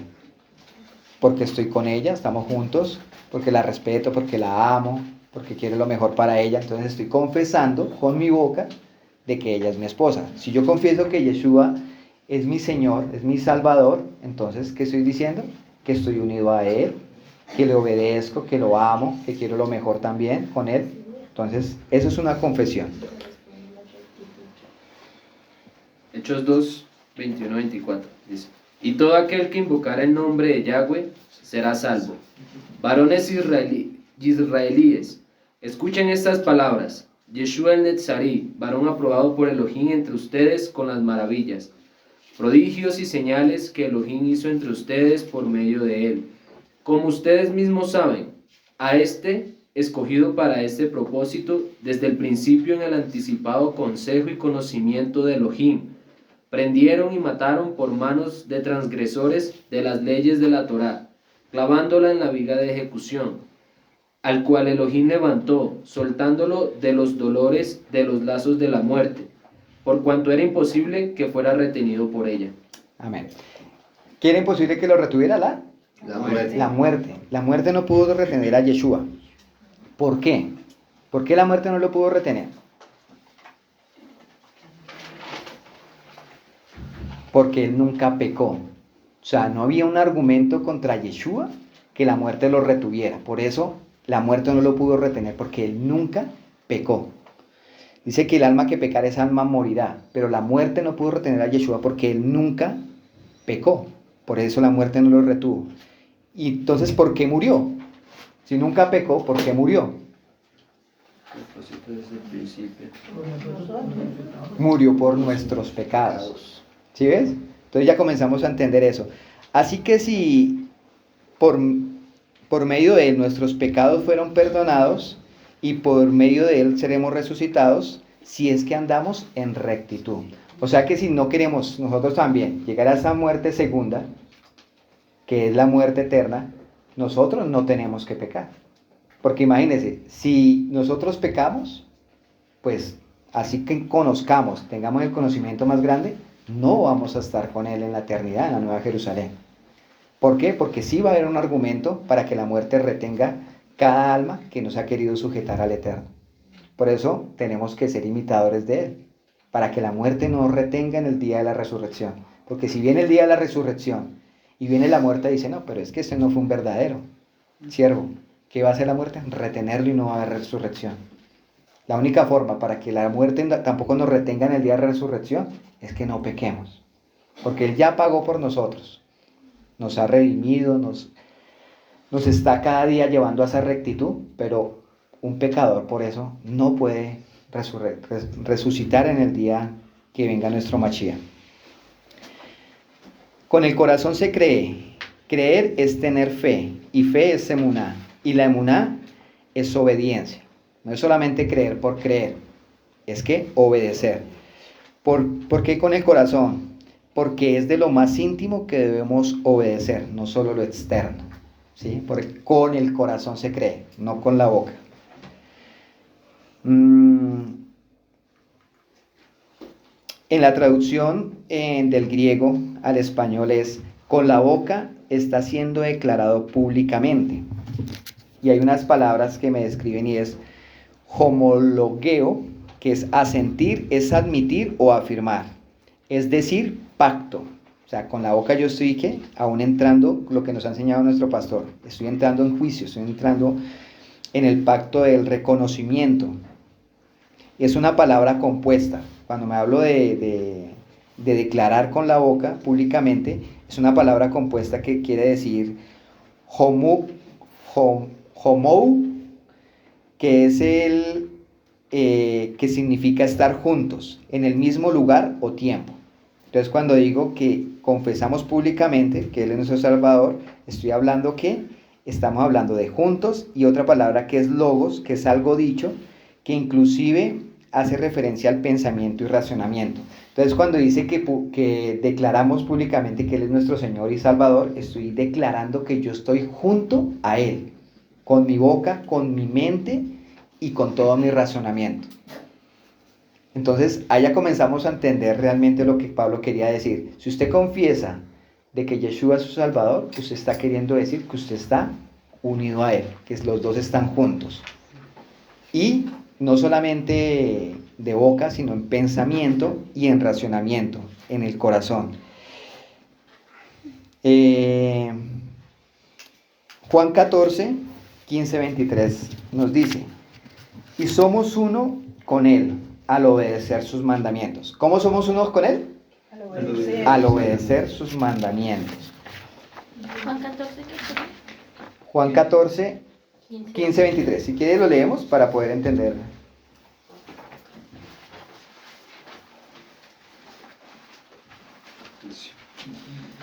Si me aman, pongan por obra mis mandatos, y yo rogaré al Padre y les dará otro consejero, para que esté con ustedes para siempre. El Ruach de verdad, al cual el mundo no puede recibir, porque no lo ve ni lo conoce. Pero ustedes sí lo conocen, porque mora con ustedes y estará en ustedes. No los dejaré huérfanos, vendré a ustedes. Todavía un poco, y esta generación presente no me verá más. Pero ustedes me verán, porque yo vivo, ustedes también vivirán.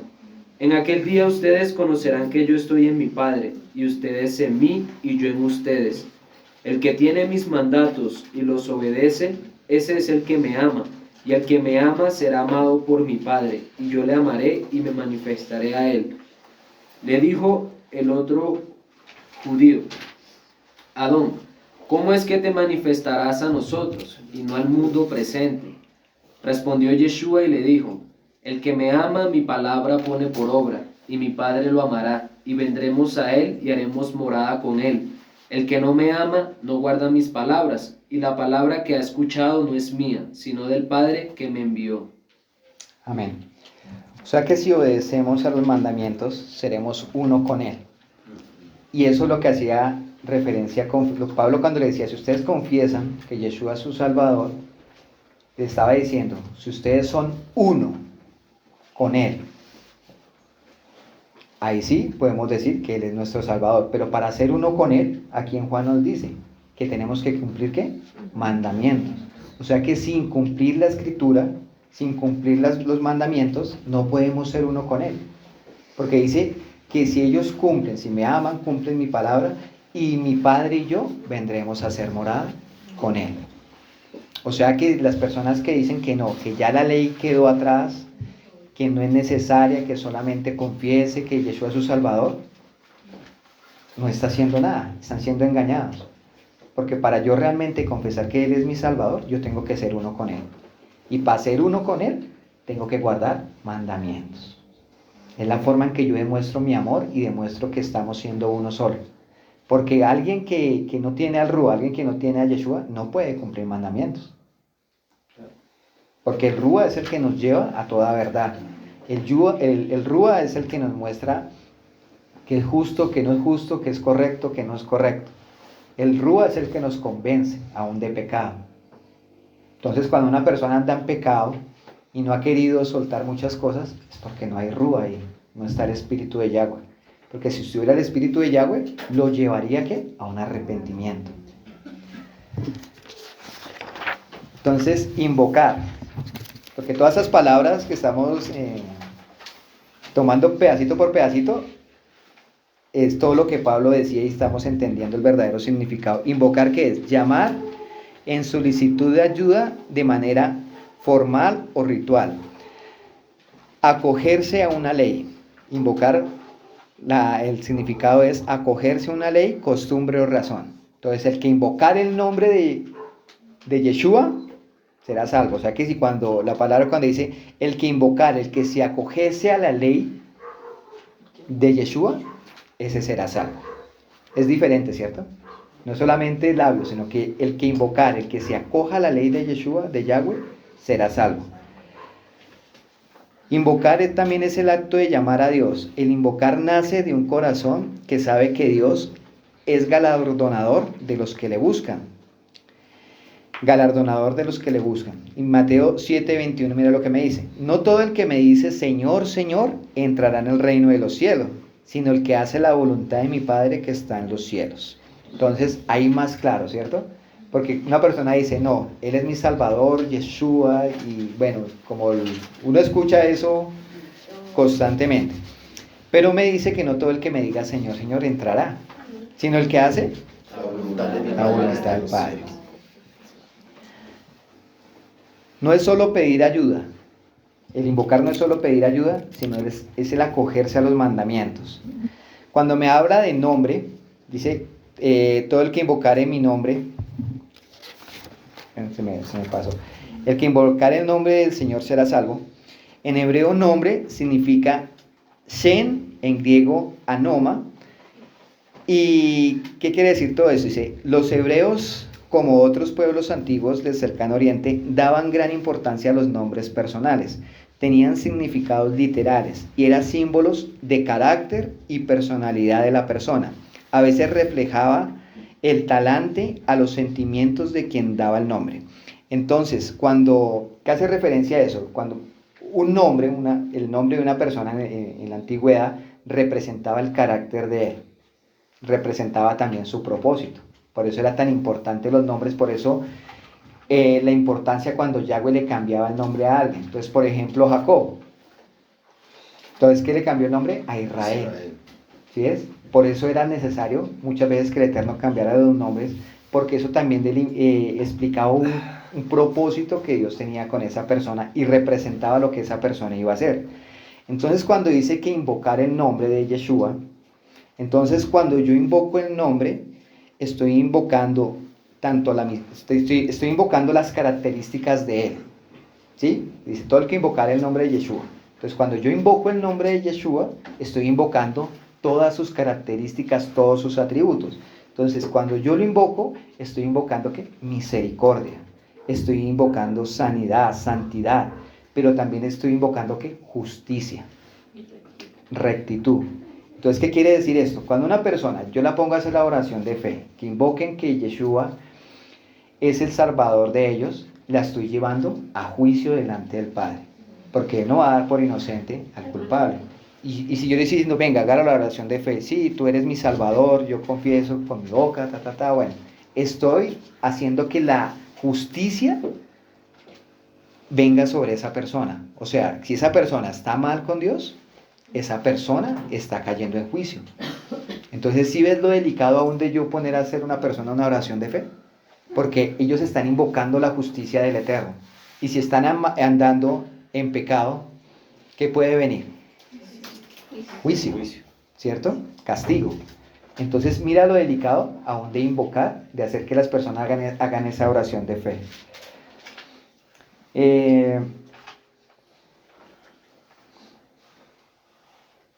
También otra cosa cuando uno invoca el nombre de Yeshua, cuando lo invocamos y estamos andando en rectitud en la justicia, nos estamos uniendo a Él.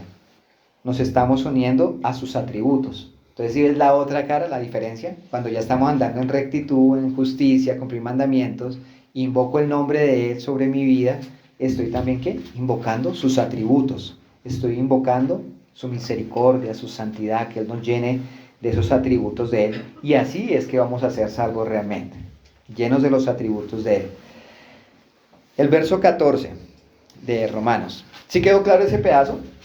de todo lo que hace referencia a la oración de fe, de que confiesen con su boca, ¿sí? De que no es solamente de labios. Tenemos que estar unidos con Él, tenemos que cumplir mandamientos. ¿Si hay dudas? No. Verso 14, ya para ir a la recta final un poquito. 14. ¿Cómo pues invocarán a aquel en el cual no han creído? ¿Y cómo creerán en aquel en el que no han oído? ¿Y cómo irán sin haber quien les predique? ¿Y cómo predicarán si no fuesen enviados? Como está escrito, cuán hermosos son los pies de los que anuncian la paz, de los que anuncian las buenas nuevas. Salvación. Entonces aquí ya comenzamos, que mira la importancia que ahora nosotros tenemos en todo este plan del Eterno, porque Él necesita que vayamos y anunciemos. Primero me habla que para que la gente lo invoque, tiene que creer. Para que crean, tienen que oír. Para que oír, tienen que haber quien les predique. Y para que haya alguien que predique, tiene que ser enviado. Entonces, por eso es la necesidad que ahorita el Eterno está levantando al pueblo para que vayamos y prediquemos. Porque al predicar, mucha gente va a oír. Mucha gente al oír va a creer. Y al creer, van a poder invocar bien el nombre de Yeshua para ser salvos. Entonces, mira la importancia y la labor que el Eterno nos está encomendando. Y lo tremendo es que aquí Pablo vuelve y predica Antiguo Testamento, porque esto está en Isaías 52:7. Dice, cuán hermosos son los pies sobre los montes, del que trae alegres nuevas, del que anuncia la paz, del que trae nuevas del bien, del que publica salvación, del que dice a Sión, tu Elohim reina. Voz de tus atalayas, alza la voz, juntamente harán voces de júbilo, porque ojo a ojo verán a Yahweh, los vuelva a traer a Sión. Cantad alabanzas, alegraos juntamente, soledades de Jerusalén, porque Yahweh ha consolado a su pueblo, a Jerusalén ha redimido. Entonces, el primero que anunció las buenas nuevas fue Yeshua. ¿Sí? Él fue el que anunció nuevamente la redención de su pueblo. Él fue el que la trajo y nos encomendó a nosotros esa misma labor de los atalayas. Por eso dice, qué hermosos son los pies de los que anuncian la paz. Y el verso dice, porque la voz de los atalayas alzará. Y nosotros somos esos atalayas que tenemos que seguir con la labor que hizo Yeshua. Por eso el lavado de los pies en Pesas, ¿se acuerdan? No se los lavaron porque sí, no era un ritual, no. Era porque nos estaba encomendando seguir, ¿qué? Ser esas personas que anunciamos las buenas nuevas. Y mira lo hermoso que el Eterno nos dice, qué hermosos son los pies de los que anuncian la paz, de los que llevan la verdad. Y nosotros tenemos esa verdad, sin contaminación, leche sin adulterar. Verso 16, mas no todos obedecieron al Evangelio. Pues Isaías dice, Señor, ¿quién ha creído a nuestro anuncio? Entonces, aunque muchas veces vamos a ir a llevar la besora a predicar, van a haber unos que van a creer, otros que no van a creer.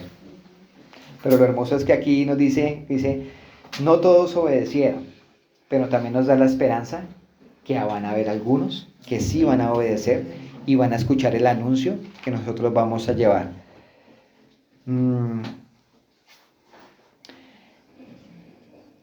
Este anuncio que estaba llevando Pablo era que a través del Mashiach era ahora el perdón de los pecados y la redención.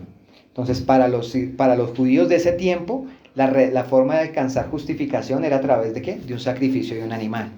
Y llegar Pablo y decirle, venga, es que ya no es con un animal, es a través de Yeshua, que es el Cordero de Dios que quita el pecado del mundo, como lo dijo Juan el Bautista cuando vio a Yeshua.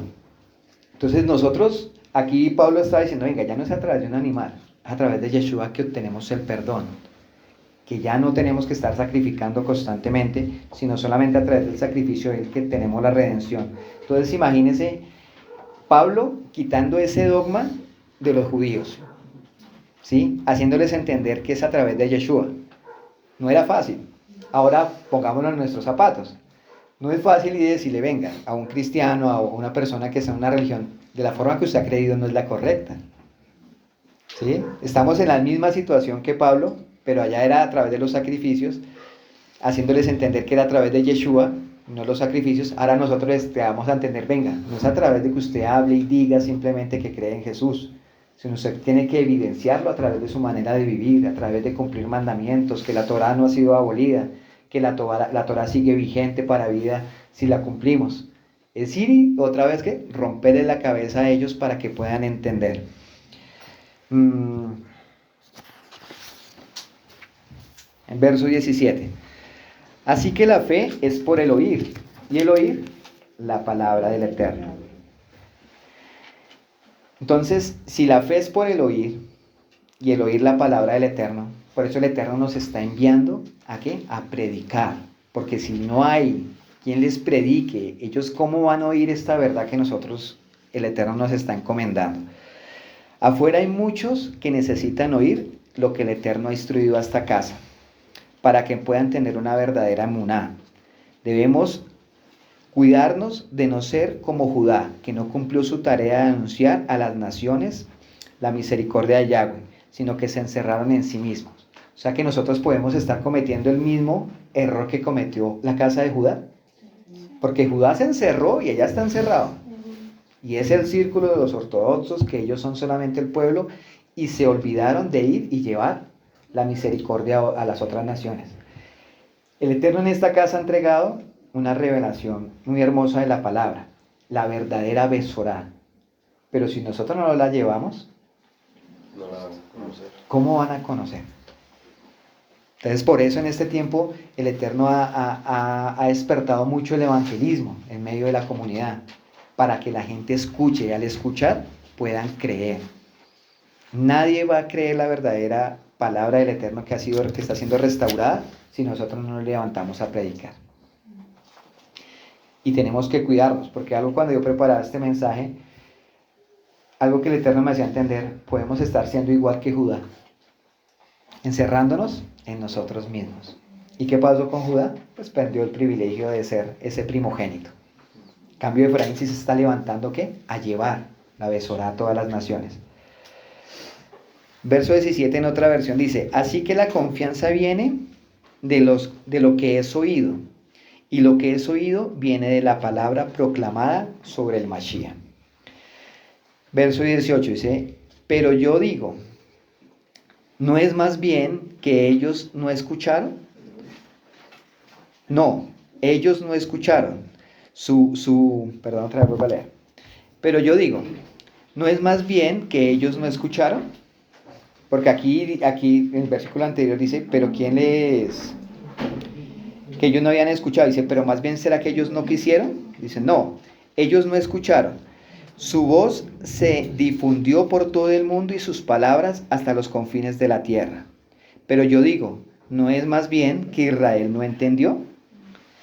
Yo te provocaré a celos sobre una no nación.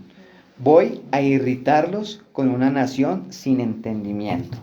Entonces no es que ellos no hayan escuchado la verdad, sino que simplemente la ignoraron. No la quisieron obedecer.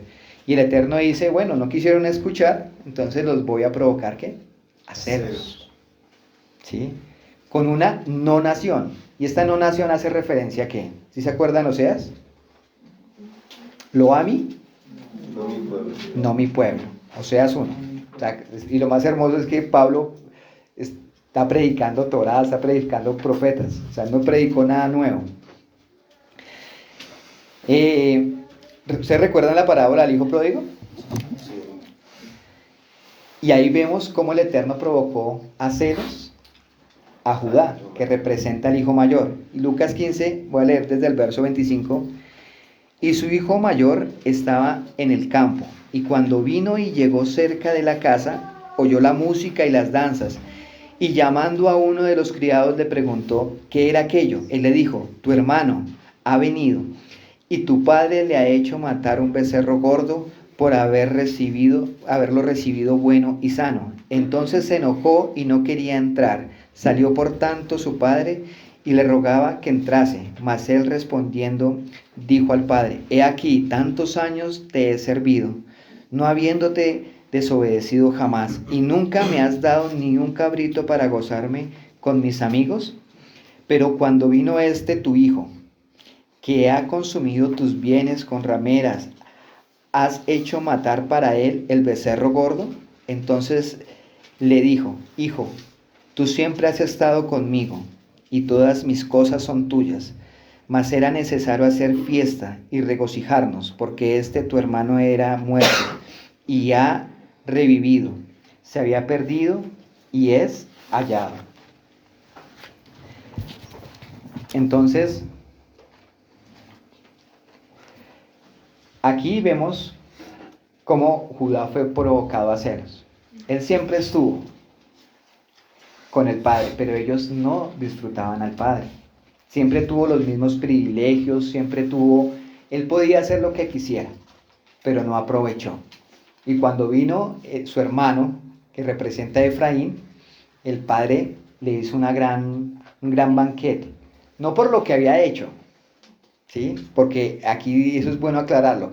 Él no le hizo una fiesta por todo los errores que cometió, sino porque hubo un arrepentimiento. Porque si ustedes leen la parábola del hijo pródigo, cuando él estaba allá con los cerdos, dijo: ¿yo qué hago acá? Si yo debería estar era con mi padre. Él comenzó a tener un arrepentimiento y una conversión, y ahí sí retornó.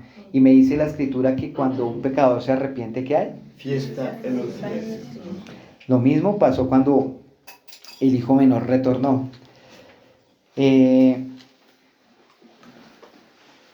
Igual hay otra parábola, dice que entonces en Lucas 15, entonces bueno, aquí no anoté bien, la parábola de las 100 ovejas.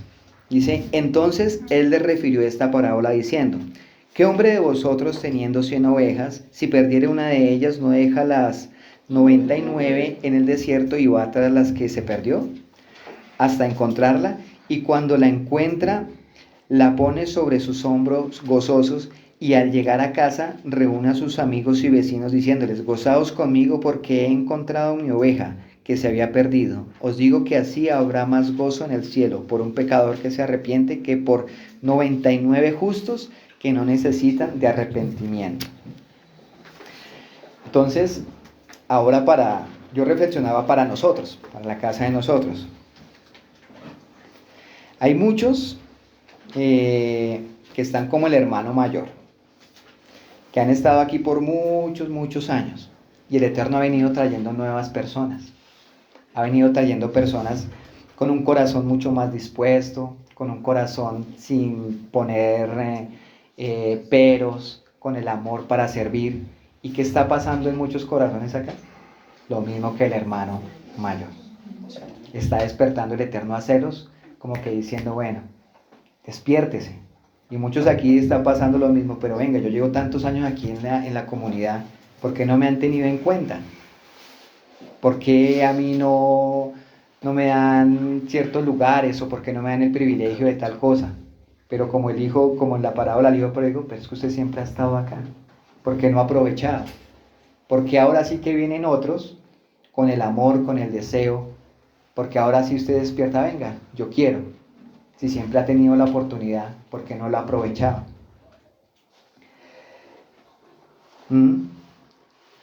Como quien dice, ustedes tuvieron la oportunidad de servir muchas veces, y muchas veces se despreció. Y están llegando los que sí tienen el anhelo, y como que venga, ahora sí deme la oportunidad. ¿Pasa lo mismo? Y eso es lo que el Eterno hace cuando comienza a traer personas fuertes en medio de la comunidad. Algo que siempre hemos hablado con mi esposa: cada vez van a llegar personas más fuertes. Y uno que ya lleva unos años aquí en la comunidad tiene que hacerse fuerte y no dejar que uno quede atrás, sino toca también juntamente con ellos avanzar, porque en este caminar, en la obra del Eterno, necesitamos que llegue gente fuerte, porque esta obra es para tramo largo, todavía falta mucho, y nosotros vamos pasando, y necesitamos que quede gente fuerte para que sigan avanzando.